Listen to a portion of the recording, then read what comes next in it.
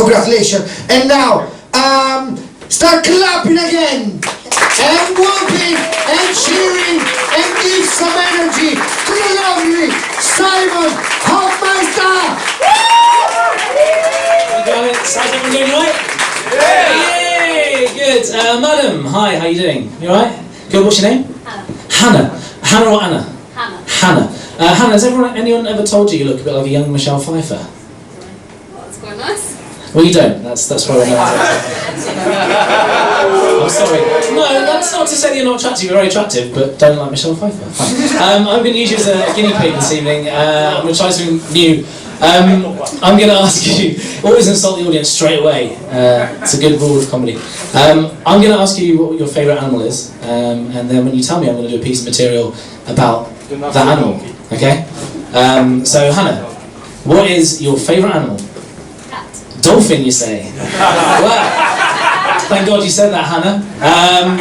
So I was watching a programme about dolphins recently, and the voiceover guy said, now we're going to the last place you'd expect to see a dolphin, deep in the heart of the Amazon rainforest. And I thought to myself, it's a bit presumptuous that, isn't it? Because the last place I'd expect to see a dolphin is IKEA. Yeah, think about it. They lack even the most basic physical attributes required to assemble flat pack furniture, don't they? I think at very best, they could possibly just hold something together until the glue dried. And that's about it. I know what you're thinking. You're thinking, Simon, don't be ridiculous. Glue in IKEA? No, they use dowling, don't they? Dowling for most of their products. Correct. But even more reason for a dolphin not to be there. If you accidentally drop a piece of dowling down a dolphin's blowhole, they've got about 10 seconds to live. Not going to be in IKEA. I think it's important to note that no animals were harmed during the making of that joke. Although whilst writing it, I did forget to water my plants, and one of them did perish. But no one gives a shit about plants, do they? No one cares. They haven't got faces or squeaky voices, so no one cares about plants. At the end of Tarzan, it doesn't say no vines were harmed during the making of this film. It doesn't. But it does say no animals were harmed during the making of this film every now and again.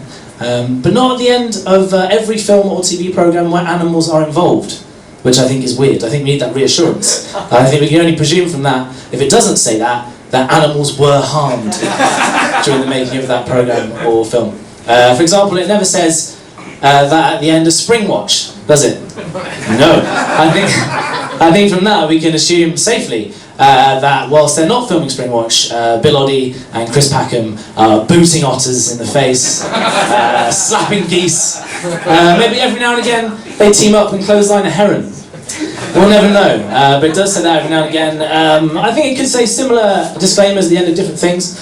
So, for example, at the end of X Factor, it should say, no dreams were realised during the making of this show. At the end of Question Time, no opinions were taken on board during the making of the show. And at the end of Big Brother, no show was made during the making of the show. No whatsoever. What else? Oh, it's Valentine's Day coming up. Give me a cheer for Valentine's Day. Yay! Give me a cheer if you are single. Yay! Give me a cheer. Good. Give me a cheer if you're in a relationship. Yay! You can always tell the people in relationships, can't you? They're the ones with partners, mainly. New material. So Valentine's Day coming up. I'm a single guy and generally fine with being single. If I ever feel a little bit down about being single, what I like to do is go into the nearest fancy restaurant, walk up to the nearest doughy-eyed couple, looking at each other longingly across a candlelit table. I'll point at the man like this, look the woman square in the eyes, and say, Sally, who the fuck is this guy? Don't pretend to not know who I am, Sally, you know exactly who I am. Well, you're the one clearly having the affair. Fine, I will leave the restaurant, I will leave, but know this, me and the kids will not be there when you get back tonight. And then I just leave and watch the whole thing unfold from a nearby bush. Makes me feel better about being single. I think what I've done there is I've planted the seed of doubt in the man's mind, which, as we all know, gives birth to the roots of uncertainty, which sap the nutrients from the relationship and give them to the tree of suspicion. And I'd like to think that maybe 10 years in the future, that same couple is sat on their porch in their newly bought home in the south of Italy, it's 10 years down the line, they're now married, and he turns to his wife and he says, darling, can I ask you a question? And she says, yeah, sure. And he goes, Are you sure you didn't know that guy from 10 years ago in the restaurant on Valentine's Day?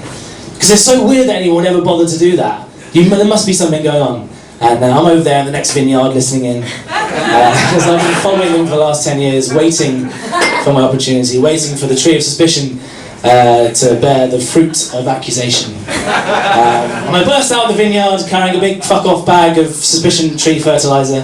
Metaphorical, you can't buy it anyway. And I run up and go, Sally! Sally, there you are! It's been 10 long years, where have you been? The kids, they're older now, they don't know where you are. I can't believe you're still with them, he doesn't know about us, Sally! Sally, you should tell him the truth! And then just run away, shouting the truth, the truth, the truth, and just leave him to it.